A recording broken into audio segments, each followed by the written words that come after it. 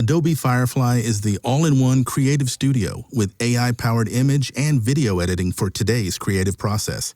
Built for creators of every kind, Firefly helps you generate, edit, and experiment fast. Because the asks aren't getting smaller, the budgets aren't getting bigger, and the timelines, oh yeah, still tight. With all the best creative AI models in one place, Firefly brings your ideas to life. Unlock a better way to make with Adobe Firefly.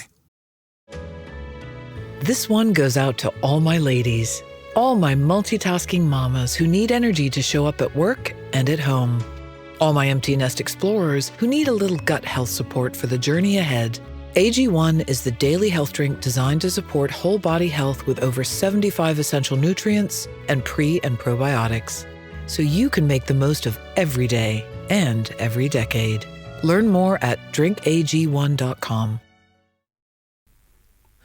Hi, it's Dave here, and this is The Cinemile, the podcast where we walk home from the movies. I'm not with my wife, Kathy, today. I'm with my friend Massimo Paradiso. How are you, Massimo? Or Mass, as I will now call you from now on, because that's easier.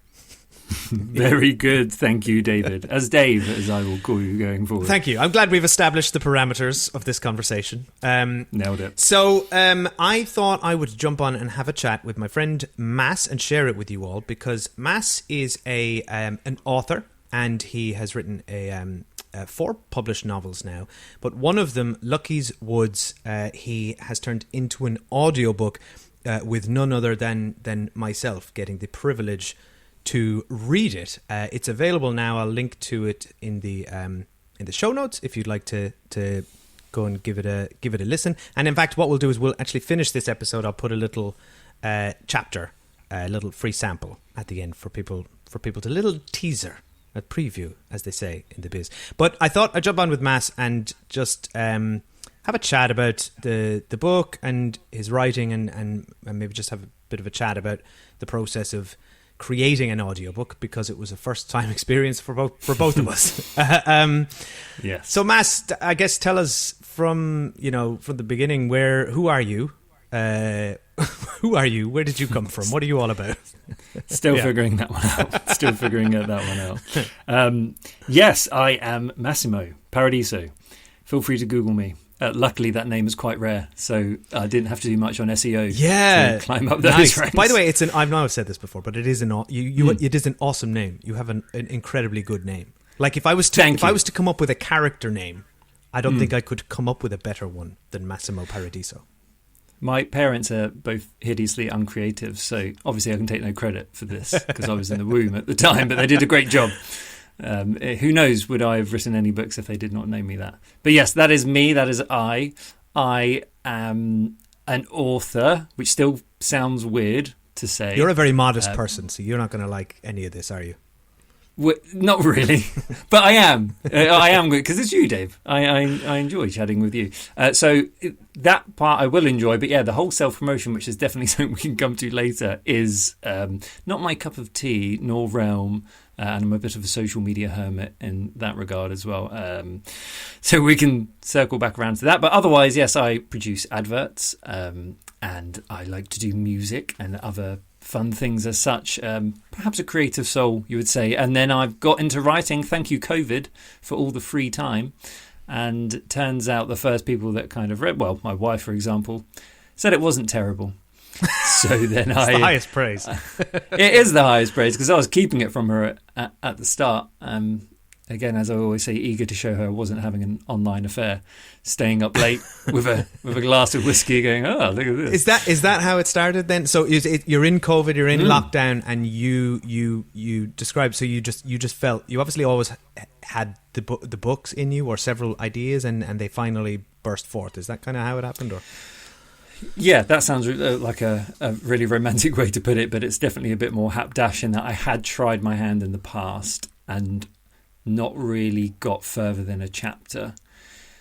And in large part, I think a lot of that was because all I heard is you have to plan a book. Like you have to know your start, your middle, and your end, figure out who your characters are, have this whiteboard full of X, Y's and Z's and, where it's everything going to go.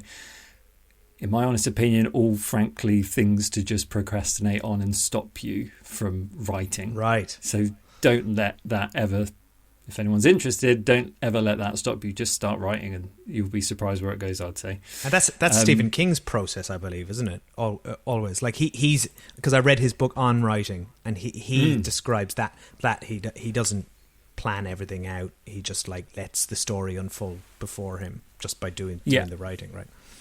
Yeah, I'm glad you brought that up, actually, because there's 2 books that I've read. I haven't done any courses or anything like that.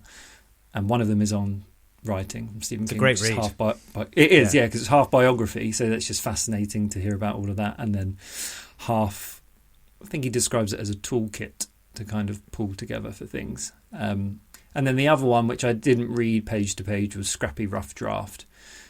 I can just summarise the potent information from that one quickly, which is just get to the end as soon as you can. Right. Don't go over it, because then once you've done a draft, it's definitely not your last draft, but then you've kind of, I think, got over this massive hurdle of like, oh, I can write a book.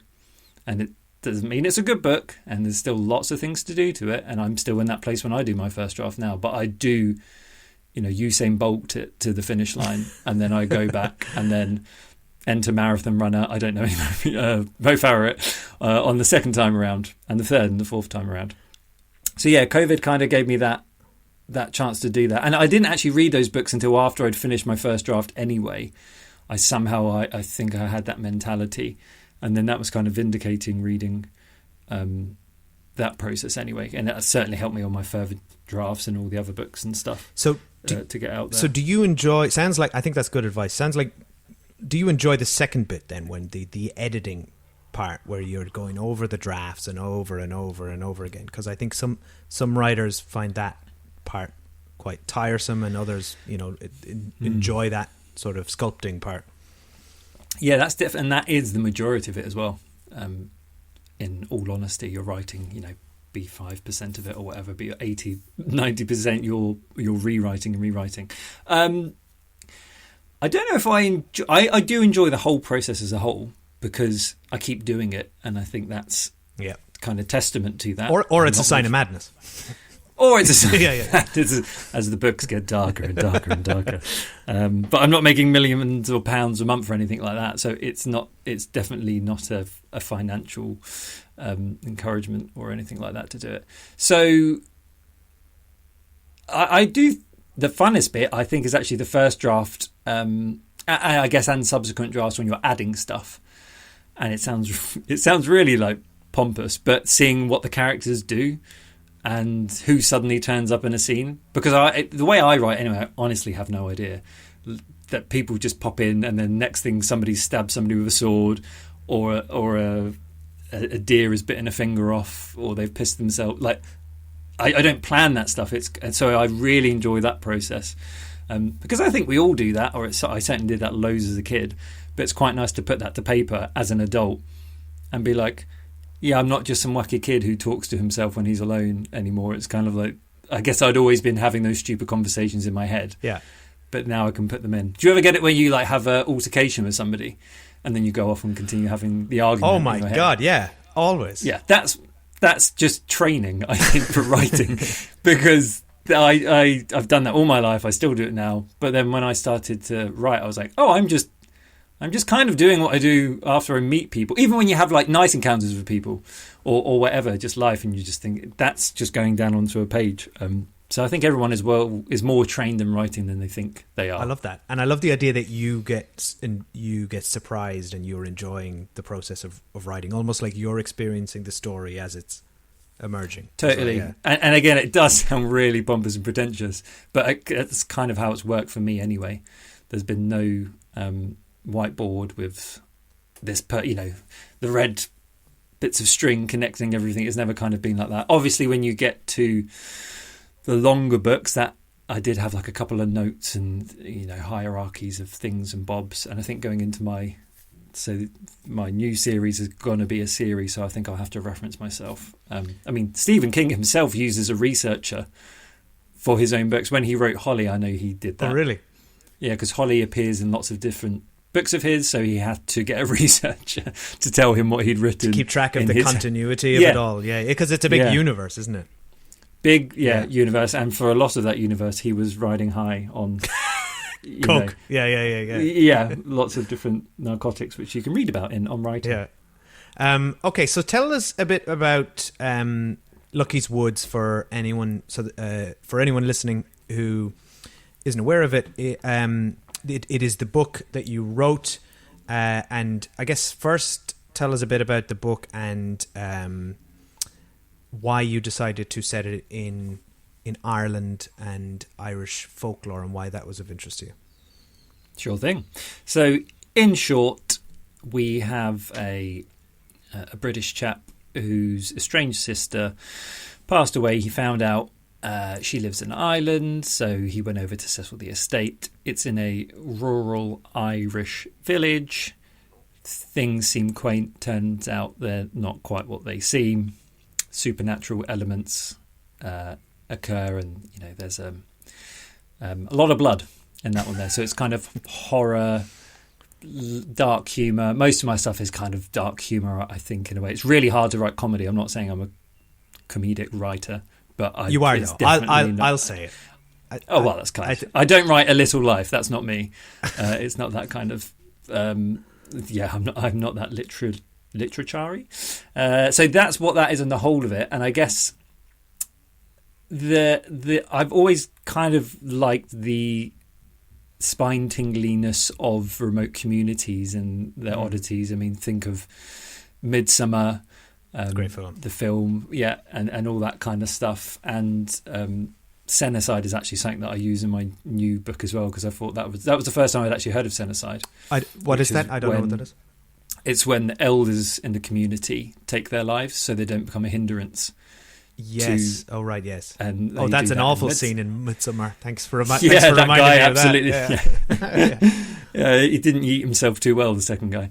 That's not what happens in my book anyway, in Lucky's Wood, shall I say. So that was always cool. And then the kind of supernatural entity, perhaps, massive Stephen King fan, and a somewhat Pet Sematary vibes coming from there.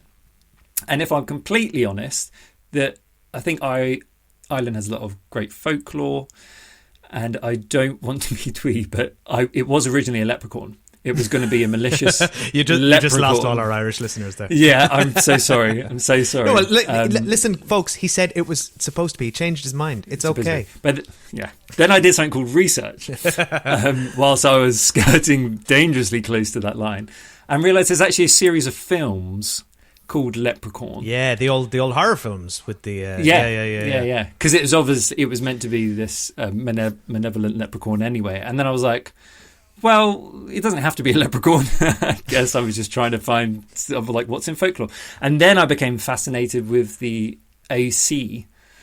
I still don't know if I'm pronouncing it correct. The ARC, ASC or she. God, I don't know. I mean, we need Kathy for this. She's the Gael Gore. But, she's an AOC. yeah.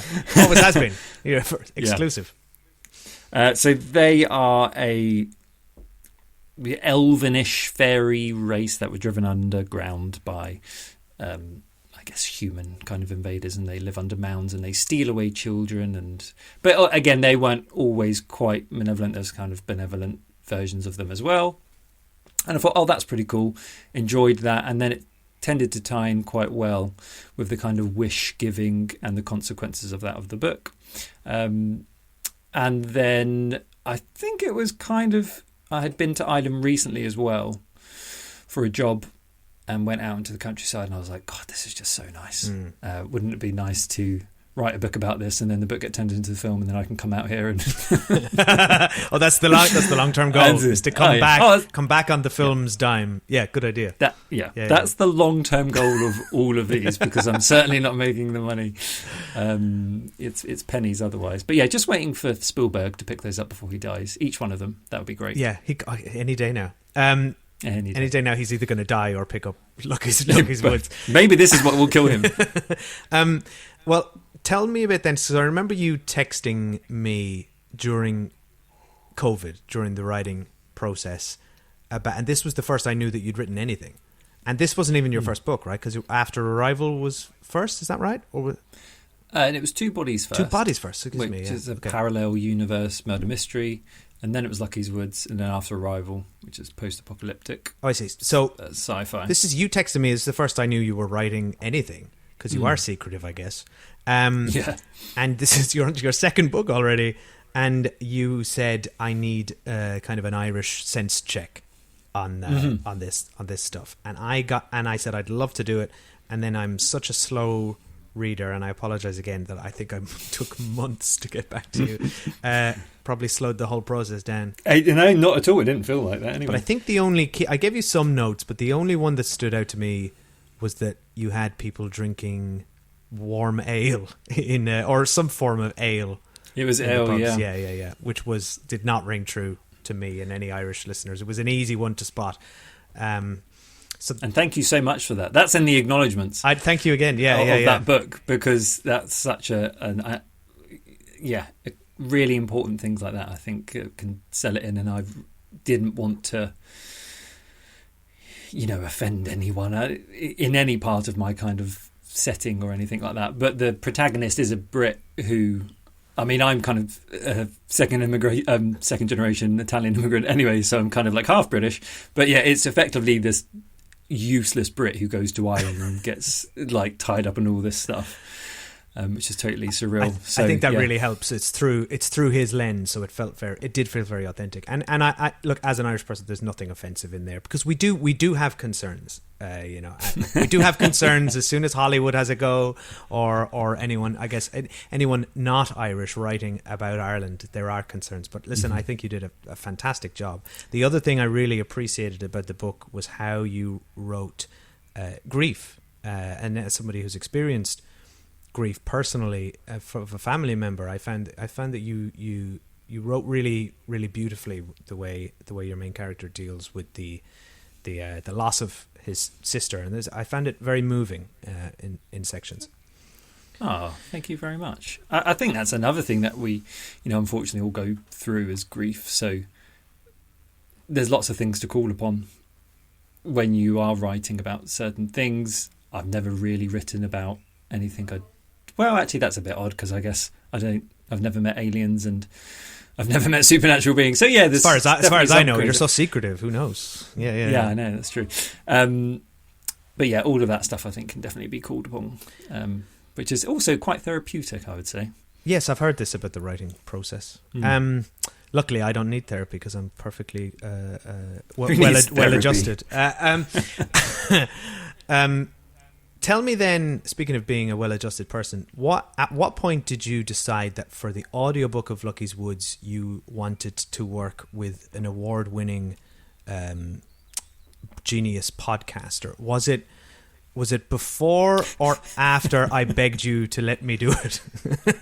I thought you drugged me and held me at knife point. Was that how it worked? He begged me. It was a very confusing time. Obviously, this is such a great podcast, and you have such a great voice and energy and humour. And I know you've also got quite a kind of dark side to you, dare I say, in like creatively. I think you can, in our spare time, the things that we've kind of done and on the side, that's always gone down quite well. Yeah, we've played a lot of D&D and role-playing games together, which is a lot of fun. Yeah, of which there have been paranormal ones, and so you've definitely got that kind of right mindset for it. So I was really happy that you were keen to get involved with this, and we managed to execute what we did, because from the kind of first chapter and test that you sent me, I was like, oh yeah, this was such a good choice. Oh, thank you. And I think we did say initially, we'll get it done before Christmas. And this isn't me having a go at you at all, because neither of us really knew what we were doing.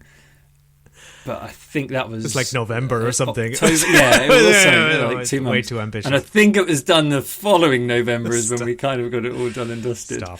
That's definitely one of the learnings we had is that, doing this in kind of our spare time, I think it's more involved than I thought it would be, reading an audiobook, because I kind of, in a way, I bit off more than I could chew, because I I thought I could just sit down and read a book. I mean, I do that with my kids every night, and that seems kind of easy. But I think what emerged as we started the process, all these questions started to pop up that I hadn't even considered. Like, what does lucky sound like? That was the one that really threw me.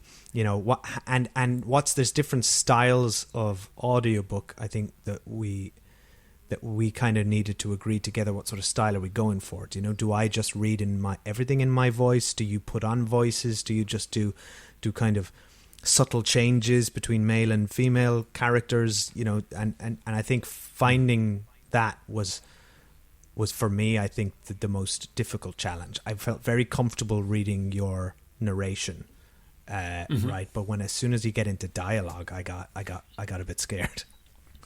I think you did some of the characters so well.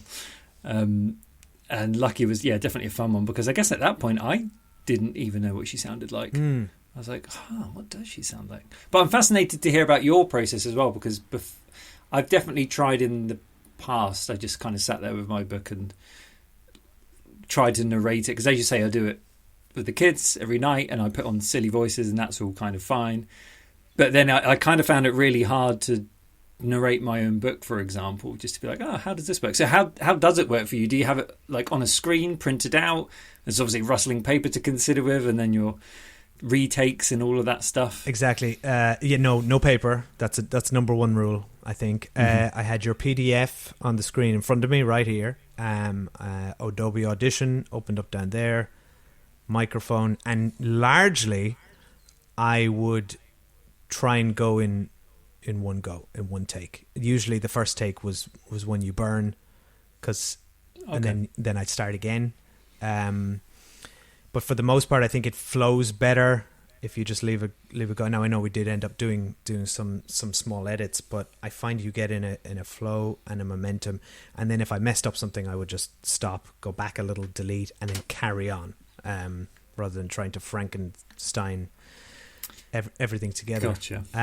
But the other thing is just it's time consuming to read a book. I mean, I know when you look at Audible and you see the length of books, you know, they are, some of them could be hours and hours and hours. And when you stack up top of some edit time and setup time, I think it is, it's a substantial time commitment that, like you said earlier, we hadn't. And thank you so much for doing that. I do really appreciate that.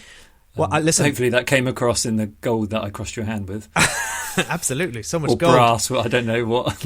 No. It's honestly, thank you again, Mass. It was a privilege to get to do it, because it's something I really wanted to do. As soon as you told me you were looking to do an audiobook, I just said, please, can I do it? I'm Irish. Let me do it, because it's a fun exercise, and reading your words was a joy.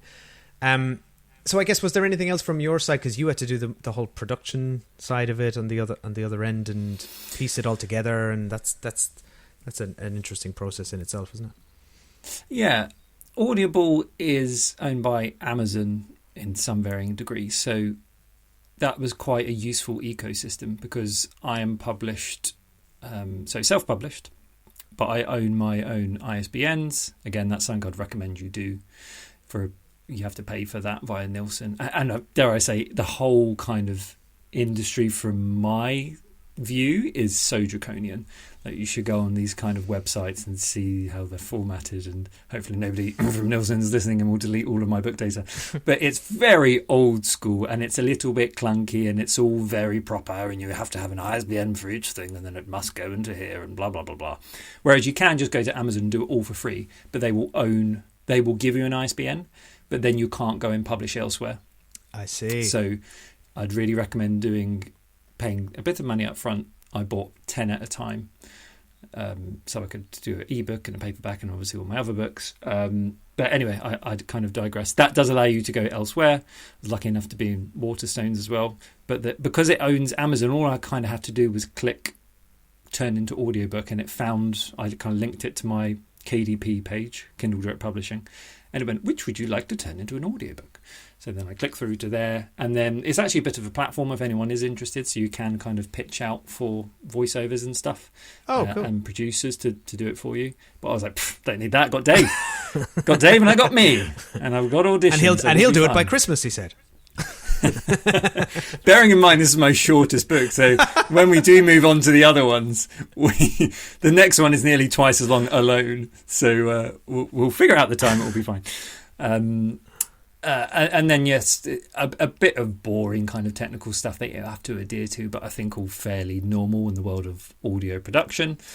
But the editing was something I definitely got hung up on, because initially I was taking out breaths and I know that you had done a bit of editing before you gave it to me again, which I really appreciated. Then I started to take out breaths, and I think I did about 6 chapters of that, and I was like, whew, literally wiping sweat off the forehead. And then I started to listen to more audiobooks. I went, oh, there's lots of breaths in here, and I think that was a bit of a hang up from my world of making short form commercials. Yeah. That all the VO is super tight, crisp. There's no breaths. And also I was breathing heavily into the microphone. It's quite a steamy book, isn't it, Dave? Those words getting you going. But yeah, that just doesn't sound natural. So then I went over and redid them again. And then I also spilt water on my laptop. Oh, I remember, yeah. And they were all saved locally. Disclaimer, please use a cloud for backup. So then for the third time I went around, I was like, no breaths, going to be less pedantic about picks. And then I just kind of made notes on retakes rather than trying to edit stuff out, because it reads so much better in that way. And even professional audiobooks now, I can hear things, and I think I'm more tuned into that now, like, oh, this is a fresh day, or they've been for lunch and he's come back. Yeah, I can hear the mustard dripping off his face that he forgot to wipe off. I can do that. And they don't even do that at the start of each chapter. You know, that's happened mid-chapter, mid-sentence sometimes. Oh, right. Really You're properly tuned into it now then. Yeah. Well, yeah. I'm listening to... I'm in such a Joe Abercrombie hole at the moment. Yes, and he's good. I've read The Devils. Yes, such a good book, which Dave Cameron is making into a film. I saw this, yes. Yeah, once he's done with the avatars. Which who knows when that will be? Let's hope it's soon, because he needs to be done with those avatars, please. Passion project for him. So he'll do a bit of that, and then he'll dive to the Mariana Trench a couple more times in his submersibles. Yeah. Hopefully won't kill himself. And then he'll make The Devil, so I'm really looking forward to that. But they are narrated by Stephen Pacey, who you should definitely aspire to, Dave. Phenomenal. I think he's a thespian, so he's kind of got all that theatrical kind of backing, but it just the accents that man can reel off. But even, you know, I can tell when he's changing. So there's some tough characters in The Devils as well, right? You know, so many. Yeah, you should. Yeah, you I should must give that a listen. Yeah, even just to dip in, even though you've read it, it's a good thing. But we've definitely digressed from there. Basically, Amazon ecosystem, thumbs up, pretty good. The whole Amazon ecosystem, obviously it's Amazon, and there's concerns with that in general.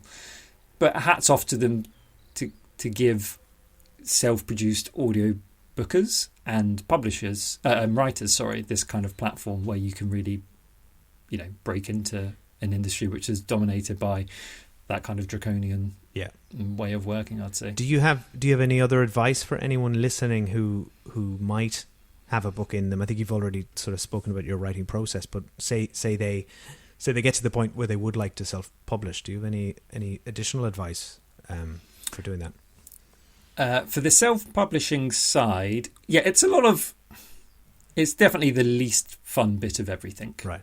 Without a doubt.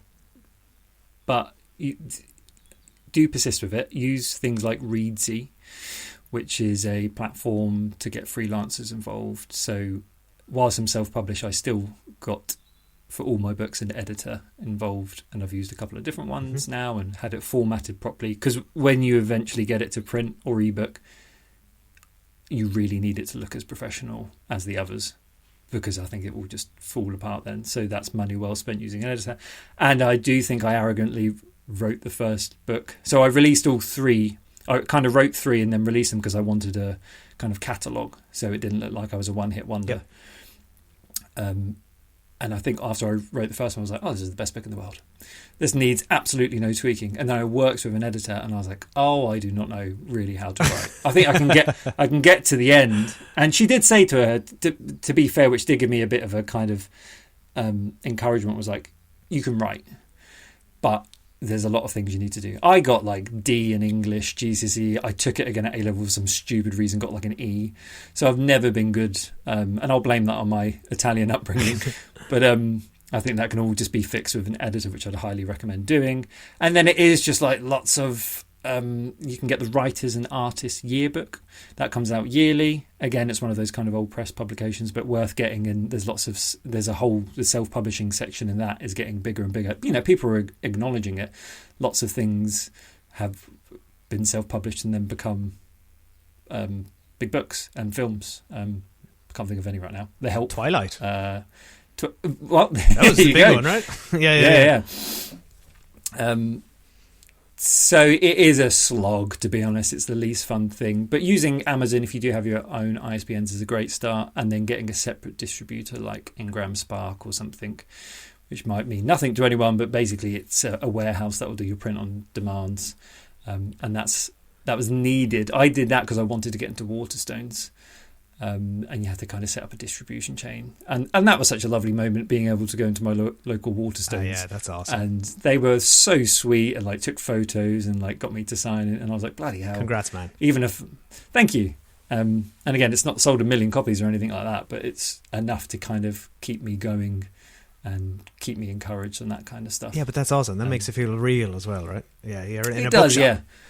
Yes, yeah. So that is fun. But yeah, you do have to keep plugging on with all that kind of back end stuff. And the new book that I've just released now, I'd kind of forgotten all of the stuff I had to do. So I've just been on these Nielsen book data sites. Like, how do I do all this again? And I probably haven't done it that properly, but it seems to have worked. The systems are oddly linked up. Like once you make a book entry, it kind of comes up for publication on Blackwell's and a few other things autonomously, which is really helpful. Okay, excellent. And I know you're not supposed to judge books by their covers, but for your 4 books, I believe you're working with the same graphic designer or illustrator for all of them, right? Because they have a consistency to them, but oh my god, they are striking. And I encourage anyone listening to have a look at Mass's website. Again, it's in the show notes, or massimoparadiso.com, right? Just Google listening, me, baby. Or just Google his name. SEM. Because your covers are awesome. I love this. They're like a minimal, very minimalistic, like single color choices and beautiful typography. Man, big fan. So tell us, who are you working with on that, and how did you find that person? Yeah, massive shout out to Mike Lomas, Lomas. That's Accent Studios, his kind of studio. I'd worked with Mike in a professional capacity, and I'd seen him at lunchtime on his iPad, basically drawing creatures that you'd see in a kind of D&D 5e manual. Nice. And I was like, oh, sweet, dude, what's this? So he'd kind of flickered into my mind when it first came up, and we did obviously the 3 covers together at the start, which had, as you say, very mono, that somehow translated to RGB because each book was like red, green, blue in theme. And then we went somewhere else for dragons. But I've always liked a collection of books that look the same, and that might have just come from reading Harry Potter, when you're younger, and it's a series where it all looks the same, which is really nice. So I've always wanted to kind of retain that, which we've done. There's some like funky things with self-publishing, and that is print on demand. I don't have 50,000 books printed at once in a warehouse, which kind of gives you a bit more consistency. It's kind of each print resets, I think, the tolerances. But still, with that stuff aside, I'm so happy that he's happy to keep working with me and all my tweaks, and I kind of give him a rough idea of like, how about this, and then he'll bring it to life, and I've always been so satisfied. And then he probably gets annoyed with like, can you just add a couple of more wires coming out of that TV? Can you move that cloud west a little bit? But yeah, I'm glad you like him. Yeah, he's good. There's actually some awards for covers which I've kind of been wanting to enter for those. Do please submit him. Okay, well listen, we'll wrap it up there. So your latest book, I've just ordered it, is Treaty of Scales. Oh, thank you. I might need to send you a copy then. No, you don't. I've ordered it. I'm supporting you. Treaty of Scales, Grazing Dragons, that's the first in a series, right? This is your first time writing fantasy, yeah? Yeah, so Treaty of Scales is the Song of Fire and Ice title, if you will. First one's Grazing Dragons. In short, in a world where humans have captured dragons and treat them as livestock. Love it. And farm them for meat and medicine. And you've got your elves and your dregers and other fantastical... It was so fun to be able to just go hell for leather on all the kind of fantastical stuff, which you can kind of do with sci-fi as well. But yeah, there's lots of creatures from the world of fantasy in there, so that's been good fun diving around. Excellent. I can't wait to read it. And so I'll link to Mass's website in the show notes. I'll link directly to his latest book on Amazon as well. And I'll link, of course, to Lucky's Woods, to both the print and audiobook versions. If you want to have a listen, we would both really appreciate it. And as promised, we will finish out on a chapter of the book to give you a little tea. So, Mass, thanks so much for joining the Cinemal today and chatting with me. Thank you for having me so much. Everybody enjoy the taste. That I know that you're going to want it afterwards. Hours of Dave in your ears. Maybe they've had enough of me. Maybe this is the this is the straw that breaks. Does anyone listen to your podcast? Yeah.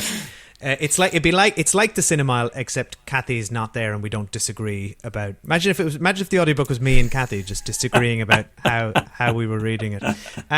So thanks again, Mass. Thanks for listening. And here is a chapter from Lucky's Woods by Massimo Paradiso.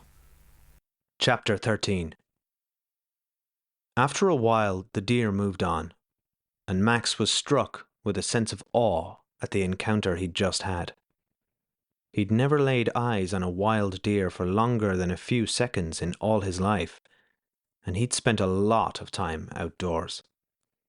Yet this one had let him have his fill until it was bored enough to carry on with its day. Had Carla perhaps drawn the same deer, a conceited individual that stood still until the artist finished off their work?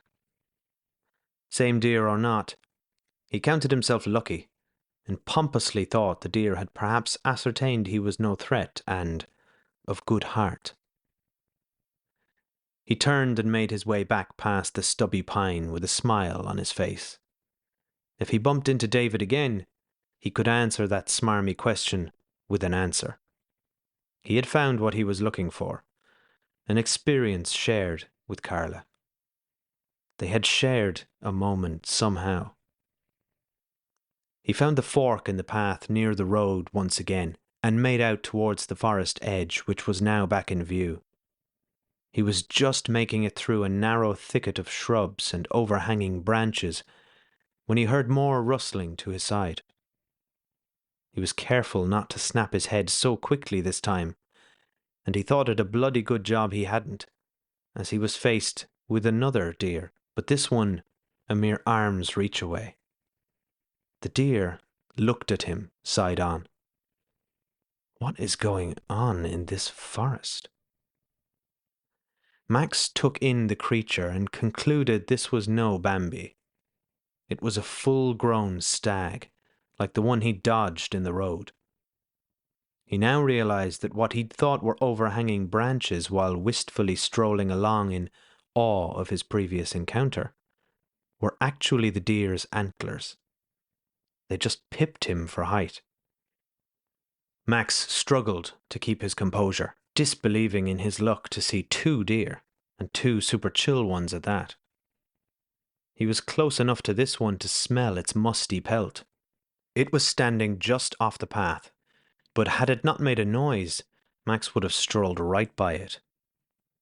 He tried to swallow and push his heart back down into his chest, but it didn't want to hear of it. He didn't try his phone again, and simply stared back into the deer's eye with both of his own, hypnotized. Then, a stupid thought crept into his head. Pet it. No, don't pet it. It's wild. He wasn't entirely sure when humans had gained the impulse to pet anything that was remotely fluffy, but he felt it burning now. Slowly he raised his left hand upwards, but kept it close to his chest. He wiggled his fingers to ensure the deer had seen it.